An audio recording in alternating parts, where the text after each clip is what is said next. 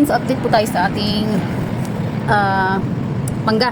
So ito yung malaking mangga galing sa Taiwan. Yung last na pag-travel ko doon nung August 9. So ito yung dinala kong nag-iisang mangga. Inuwi ko dito sa Pinas. So matamis nun guys, na-try ko, sobrang laki niya. Mamaya guys, ipapakita ko sa inyo kung gaano yung kalaki. At ito na nga guys, yung naging buto niya ay tinanim ko.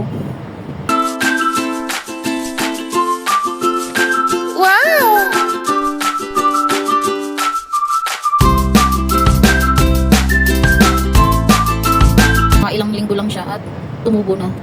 Ito. So, malaki yung ano niya guys, yung buto niya mismo. Ito naman, yung lychee na hindi na tumubo kasi galing siya sa freezer.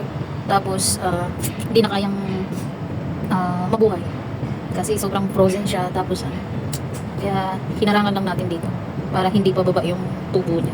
Ito na yung kanyang So, pangsamantala lang naman to siya dito kasi nga, iuwi natin to ng probinsya at doon natin itatanim sa ating maliit na farm sa Leyte.